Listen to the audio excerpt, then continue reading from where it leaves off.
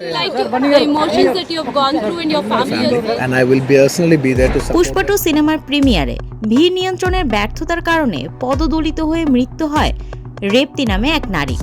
এই ঘটনায় নিহতের পরিবার আল্লু অর্জুনের বিরুদ্ধে অভিযোগ দায়ের করেন। Allu Arjun was today arrested the Chikatpalli police here. শুক্রবার 13 ডিসেম্বর হায়দ্রাবাদের বঞ্জারা হিলস থেকে গ্রেপ্তার হন আল্লু অর্জুন।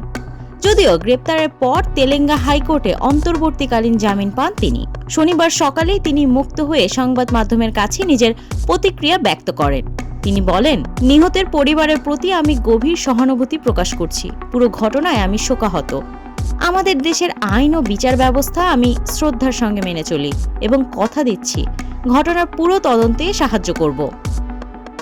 এর মধ্যে অভিনেত্রী রশ্মিকা মান্দানার নীরবতা ভক্তদের মধ্যে উদ্বেগ সৃষ্টি করেছিল। তবে সম্প্রতি সামাজিক যোগাযোগ মাধ্যমে একটি পোস্টে তিনি তার অনুভূতি প্রকাশ করেন।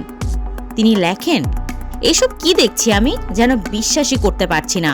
যে ঘটনা ঘটেছিল তা খুবই দুঃখজনক এবং বেদনাদায়ক। তবে আমি দেখতে পাচ্ছি সব দোষ এক ব্যক্তির ঘাড়ে চাপিয়ে দেওয়া হচ্ছে। দুটি ঘটনায় আমি সত্যি মর্মাহত। পুলিশের লাঠিচার্জ, ভিড় নিয়ন্ত্রণে ব্যর্থতা এবং আল্লু অর্জুনের প্রিমিয়ারে উপস্থিতির ঘটনাটি ধীরে ধীরে আরও জটিল দিকে যাচ্ছে। তবে সংবাদ মাধ্যমে নিহতের স্বামী ভাস্কর্য বলেন, আমার স্ত্রীর মৃত্যুর পেছনে আল্লু অর্জুনের কোনো দোষ নেই। এই বিবৃতি যেন নতুন উদ্বেগ সৃষ্টি করেছে। এখন এই মামলার সমাধান কোথায় গিয়ে পৌঁছাবে তার সময় বলে দেবে।